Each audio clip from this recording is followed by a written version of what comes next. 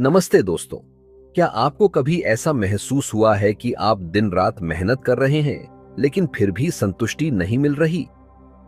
आपने खूब पढ़ाई की लेकिन फिर भी लगता है कि असली ज्ञान कुछ और है। आप नौकरी या बिजनेस में सफल होना चाहते हैं लेकिन असली सुकून नहीं मिलता। आपके पास सब कुछ होते हुए भी अंदर एक अधूरापन क्यों रहता है? क्या वजह है कि हम बाहरी सफलता पा भी लें तो भी हमारे भीतर शांति नहीं होती? आज हम इसी सवाल का जवाब ढूंढेंगे भगवान बुद्ध की एक गहरी सीख के माध्यम से।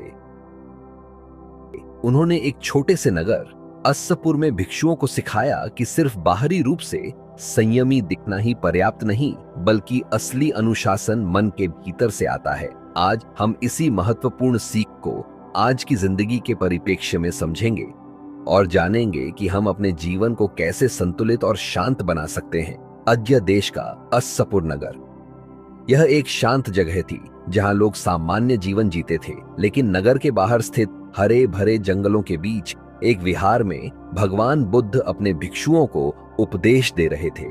सैकड़ों भिक्षु ध्यानमग्न बैठे थे जब बुद्ध ने गंभीर स्वर में कहा, भिक्षुओं, क्या तुम जानते हो कि सही अर्थ में अश्रमण एक सच्चे साधक कौन होता है? सभा में मौन छा गया। फिर उन्होंने आगे कहा, सिर्फ लज्जाशील और संकोचशील होना ही पर्याप्त नहीं है। सच्चे साधक को बहुत कुछ सीखना पड़ता है। भिक्षुओं के चेहरे पर जिज्ञासा थी। भगवान, क्या सीखना पड़ता है? एक भिक्षु ने विनम्रता से पूछा। बुद्ध ने उत्तर दिया, शरीर से शुद्ध और अनुशासित आचरण, वाणी की शुद्धता यानी सच बोलना, कटु वचन न कहना, मन की शुद्धता यानी अच्छे विचार रखना और बुरी भावनाओं को नियंत्रित करना, अच्छी आजीविका यानी अपने जीवन यापन के लिए सही मार्ग अपनाना, इंद्रियों पर नियंत्रण यानी आंख, कान, नाक, जीभ, शरीर और मन पर संयम रखना, भोजन में संतुलन यानी आवश्यकता से अधिक न खाना और संयमित जीवन जीना, सतर्कता और जागरूकता यानी अपने हर कार्य को होश और ध्यान से करना। अगर कोई इन सब चीजों का पालन करता है तभी वह सही मायने में एक सच्चा साधक, श्रामान बन सकता है। आज विज्ञान भी यही कहता है कि हमारे विचार और आदतें ही हमारे जीवन की गुणवत्ता को निर्धारित करती हैं। न्यूरोसाइंस और साइकोलॉजी के अनुसार जो इंसान अपनी आदतों पर नियंत्रण नहीं रखता वह हमेशा बाहरी चीजों में खुशी ढूंढता रहता है। हमारे दिमाग का रिवॉर्ड सिस्टम हमें बिना सोचे समझे लालच, इच्छा और सुख की ओर धकेलता है। लेकिन अगर हम सचेत, माइंडफुल रहकर अपने शरीर, वाणी और विचारों को नियंत्रित करें तो हमें गहरी मानसिक शांति मिल सकती है। यानी बुद्ध ने जो बातें 2500 साल पहले बताई वे आज न्यूरोसाइंस और साइकोलॉजी में भी साबित हो रही हैं। अब सवाल यह है, क्या सिर्फ सही आचरण पर्याप्त है या हमें और कुछ करना होगा? बुद्ध ने आगे बताया कि सिर्फ अच्छे आचरण से ही मुक्ति नहीं मिलती, बल्कि ध्यान और आत्मनिरीक्षण भी जरूरी है। भगवान बुद्ध ने गंभीर स्वर में कहा, भिक्षुओं, जब मन पूरी तरह से शांत, निर्मल और स्थिर हो जाता है तो व्यक्ति अपने पिछले जन्मों को स्मरण कर सकता है।